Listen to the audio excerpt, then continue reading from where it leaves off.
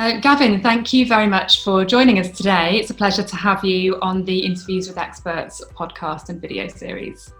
No, you're welcome. Glad to be on it. Perfect. So for everybody listening, Gavin Scott is a customer service expert. He's a speaker. He's a soon-to-be author, which you're going to hear a little bit more about shortly. Gavin's background is working with blue chip organisations, helping them enhance their customer experience. Gavin, you deliver workshops, you deliver events, and you're also focusing on a lot of online training and content at the moment. Have I got all that about right? That sounds pretty good to me. Yeah, it's been a long and interesting journey, but a very fruitful one as well. So I love the stuff that I do, and it's great to talk about it and share it with you today, Georgia. Yeah, brilliant. I'm really excited and appreciate that you're here. So do you mind just kind of giving an overview of what your work as a customer service expert really involves, how you help the companies that you work with? Yeah, great. I mean, the key thing when it comes to the role that I do is to really help the people in organisations to have great conversations with their customers. That's the focus, and that involves a certain mindset. It involves certain skills, and it involves a certain way of showing up. And so I'm all about trying to help organisations to have great conversations, because we know that great conversations will result in great outcomes. And that's massively important in the current landscape when it comes to customer service. Yeah, it's interesting that you, first of all, mentioned mindset a couple of times in there, and also, conversation. I think a lot of, the sort of stereotypical idea of customer service, maybe an agent on the end of a phone or something like that, it brings up an image of something quite formal. And what I know about you through our work on your book so far, for example, and seeing a lot of your online content, is that you're very natural and, like you say, conversational. Why is that kind of a style and approach important, do you think? I think the key thing is that I talk about the importance of being human, and if you come across in a very human way, then it just allows people to connect more emotionally with you. And I think sometimes people, they tick the box when it comes to the approach that they take when serving their customers. But the better response will definitely come if you adopt a more human approach. And the reason I talk about mindset is that, how you think massively impacts the results that you get. And, quite often I talk to people in customer service, and they might say, well, I just work in customer service. And that sort of mindset will massively impact how they come across and how they show up with their customers. And so I get people to really think about the fact that, you can make a difference when it comes to how you serve your customers. And so sometimes you got to think a little bit differently. And if you think a bit differently, that's going to drive a different outcome, and hopefully a better outcome for you and your customers. Yeah, it's a really good point, but it's an interesting take on it, and it's quite niche, isn't it, what you do? How did you get to where you are now? Can you tell us a little bit about your sort of background and journey? Yeah, I mean, I lived in pubs until I was 17 years old. And so, I guess I've always been brought up with the importance of serving people and making people happy. I've spent many times watching my mum and dad behind the bar, having engaging conversations, interacting with people, helping people out. Showing a good ear and listening to people who've potentially got some problems that they want to share. And so, serving people is, I guess, something that it's just been a way of life for me from a very early age. And so, when it came to, moving into a customer service world, I guess it felt quite comfortable for me to do that. So, and I was able to fit in quite well, because, talking to people and serving people, is something that I've always seen during my childhood. So I guess maybe that's, one of the reasons why I enjoy it and I'm passionate about it so much. Yeah, brilliant. And because what you're so good at now with the online content, and obviously, as I say, working with your book, is that you tie all of these different experiences together in a really natural way, in a way that makes sense. How do you do that? Because a lot of the companies you're working with, they're some of the biggest companies in the world, aren't they? They're huge corporations. Yeah, absolutely. And I think the key area that I really try to focus on is about telling stories. And I mean, that probably comes from my granddad. I spent a lot of time with my granddad when I was a young lad myself. He always used to come and watch me play rugby, and we spent time together with him, and I'd take him down to the bookies and put bets on for him. But he told great stories, and some of the stories that he shared were not only just interesting, fun, a little bit crazy at times, but I remembered them. And so in the line of work that I do now, I always think about, how can I tell a story here that helps to connect people with the concept, the idea, or the skill that I'm trying to share? Because I believe that, a great story will just really help to make sure that the approach that I take is memorable.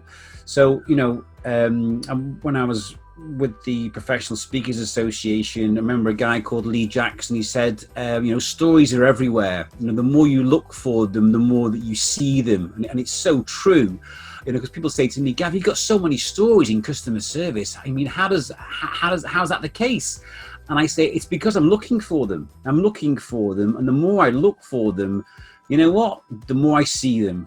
And so, all these different interactions that I have myself on a personal level, I think about how I can weave that into a bit of content that I share that will just really help to bring things to life for the audience or the delegates who I'm working with. Yeah, and it's very true. You're very much a speaker. You're very much someone who, you have a lot of presence. I can imagine, I haven't seen you speak on stage, but I can imagine that being a good platform for you. Through the storytelling and the way that, like you say, you use that as a technique to bring points to life, that translates in writing as well. It translates in your book. I know you're still yet to see your first draft, which is quite exciting, but it's the content's been finished now, and it's pretty much a week and a half away from being with you. So you're probably yet to see that. But why was it important for you to package up what you know like that and commit it to a strong format like a book? I think from an early stage, when I first sort of branched off and went solo and set up my own business doing what I do, people would always comment about the fact that I tell great stories. And my wife said to me, do you know what, Gav, you need to capture some of this stuff because this is your IP. And I was like, what do you mean my IP? And she was, well, these are your stories, and so you've got to have them somewhere.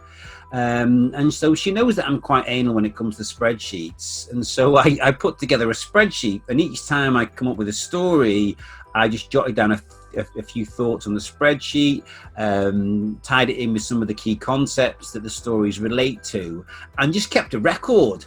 And as time has gone by, over the course of the last 10 years, the number of stories just massively increased. And I just thought to myself, I mean, how can I get these out there to people? How can I share these in an easy way so that other people can benefit from some of the learning in these stories? And so that was, one of the reasons, not the only reason, but one of the reasons why I thought, okay, let's put this into a book format.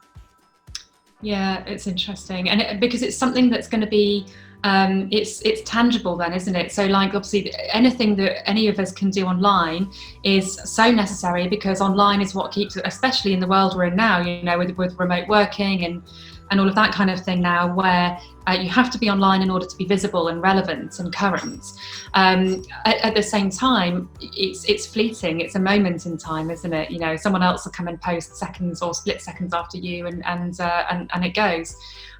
Whereas when you put these things into a book, it's something tangible. It's something that'll exist for years and years to come. But it's also a way for people to learn about you, and also implements the sorts of things that you train companies on as well. So it kind of has all of these different purposes behind it. Yeah, and I mean, I read, Daniel Priestley's book about key person of influence, and he talks about the 5 P's, and one of the 5 P's is to publish. And so, you know, I always had a vision of publishing a book one day, but the time was never right. You know, you're busy, you know, looking after clients and doing client activity, and I've got 3 kids and stuff, so they certainly keep you occupied as well at home. And so when this, you know, situation came about with COVID-19, you know, I've always had this approach of, you know, good things come from bad. You know, let's look at what opportunities can present themselves from this situation. And I just thought, you know what, wouldn't it be great to be able to tell another story about how I managed to write a book during COVID-19? And that's a story in itself, you know, and, you know, lots of people, I'm not saying that, you know, everyone is, but there are some people who have been furloughed who, you know, probably, you know, spending a lot of time at home doing bits and bobs around the house, which is great. But I just thought, you know, how can we still maintain a level of productivity and just do something a little bit different that I wouldn't ordinarily get the chance to do? So I just, that's why we maxed out over the course of the last 7 weeks, and you know, we've had regular conversations just to get this nailed down, and it's been a, you know, a great journey. Definitely, and it must be so good to see all of those stories kind of in one place. Although having said that, there are more even, aren't there? There are more that maybe that's for book number 2 or 3, but yeah, there definitely is. I mean, you know, and I think as we went through the process, I was kicking myself because I thought, you know what, I've not captured all of the stories, you know, and I think that's when I said to you, Georgie, you know, if I remember some of the stories, can I fit them in somewhere? Because I'm sure there's many more. But, you know, we can look at the opportunity for, you know, future books should this one, you know, land and be successful, and if there's an appetite. Definitely, and this is it. And so thank God that you you know, took the time to kind of keep a record of everything that you were kind of learning and accruing as you went along. And so how will the people that can really benefit from your expertise, how will they be able to, what do you hope for them to take away from reading this book? How will it really help them? So the key thing for me about the book is that I want, you know, people who work in the customer service space and the customer experience world, and I mean people, you know, use customer service and customer experience in the same sort of sentence. So you know, customer service is a department, and in terms of the service that they deliver, that can then result in a customer experience. And that's sort of one of the ways how I describe the difference between the two. But I want people to work who work in that space to really be able to connect with some of the stories and think, yeah, I've had an experience like that. And maybe if I've come across this story before, I might have taken a different approach. And so it's just about, you know, sharing, you know, some real stories that hopefully people can connect with, and on the back of it, maybe make some changes in terms of the approach that they take with any future situations that arise that are similar to that. So it's just a way of, you know, bringing things to life for people and giving them a few concepts and ideas that ultimately will help to enhance their customer experience for the business within which they work, be it a large company or a one-man band. You know, end of the day, anyone who interacts with customers will benefit from this book. Yeah, brilliant, and it definitely delivers that. It's the wealth of knowledge that you share is really incredible, actually. And I would say there's more than one takeaway in every story that you tell, and you do that as well, don't you? It's not just stories on their own; it's the lesson that follows. And I think that's where the gold lies. Yeah, I mean, and again, one of a friend of mine, a guy called John Hatauka, used to always talk about point, story, application. You know, make a point, tell a story, and help people to understand how they can apply it. And I thought, yeah, that's a real simple way of bringing things to life. And I guess that's part of the approach that I took when I shared some of the stories with you. Yeah, definitely. And we've laughed a lot, haven't we, as well? They're good stories. For those of you anticipating this book, they're good stories. It'll definitely keep you entertained and engaged. Well, this is it, and if you make things fun and a bit edgy at times, then it makes it more exciting, makes it more memorable, and then it's easier just to connect back with that at a later date. So I really try to make things memorable by just making them fun and a bit quirky here and there. And yeah, we've definitely had some fun on the journey. Yeah, indeed.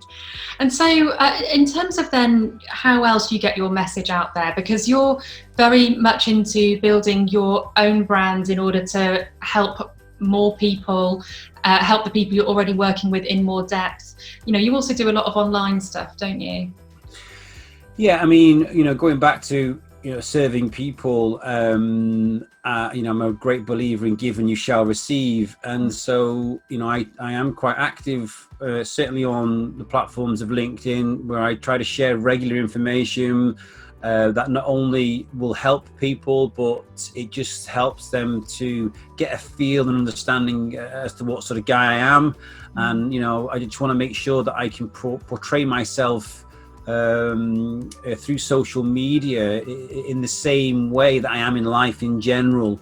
So sharing content is key, and that in itself, I mean, I really get that people are not always in a position where they want to have the services, but I want to just make it easy for them to be able to contact me when they do. And so that's why I have the regular approach that I take with my Thursday threes, sharing client feedback, and also, contributing to other people's posts as well, which is also important.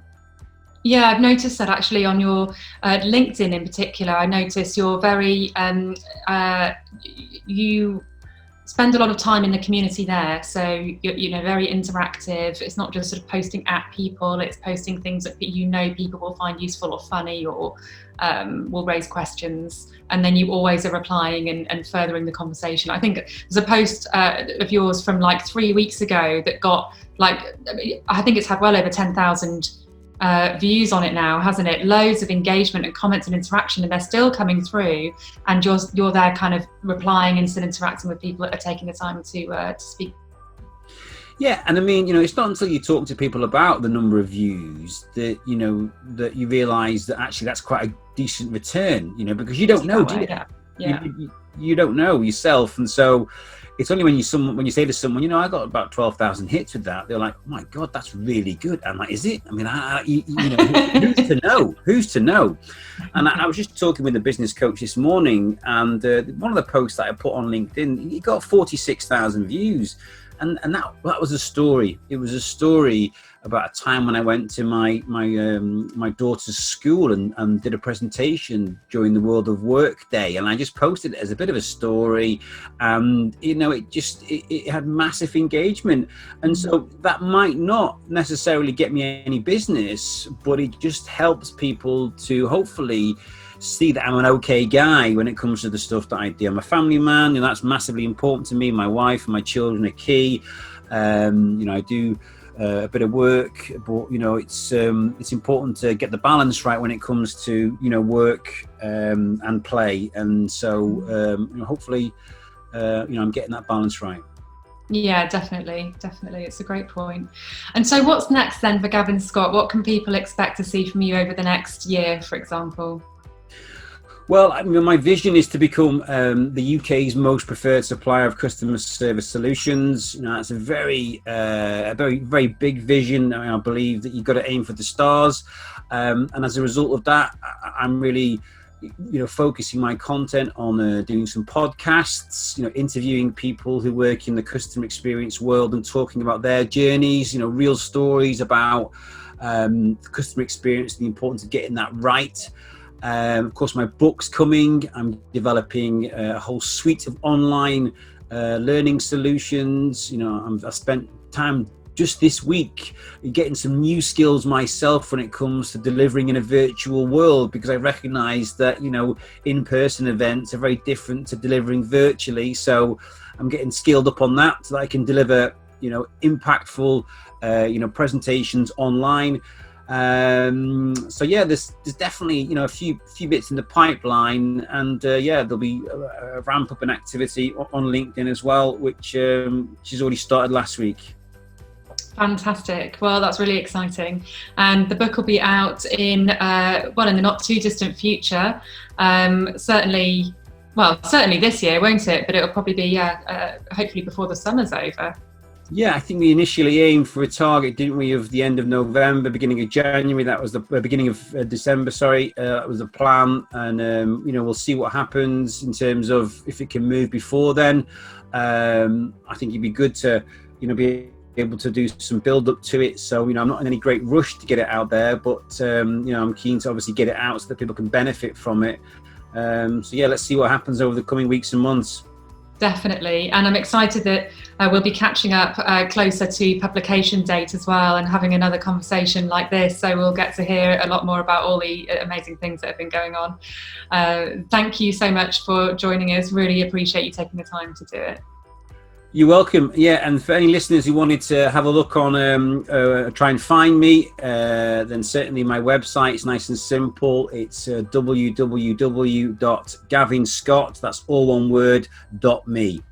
My email address is gavin@gavinscott, all one word, .me. Nice and simple. Perfect. Thank you very much, Gavin. And likewise, for those who'd like to discuss building their personal brand through content, you can reach me, Georgia, at info@rightbusinessresults.com. Well, thanks again, Gavin. It's been an absolute pleasure. You're welcome. Enjoy the sun. Take care. And stay safe. Bye.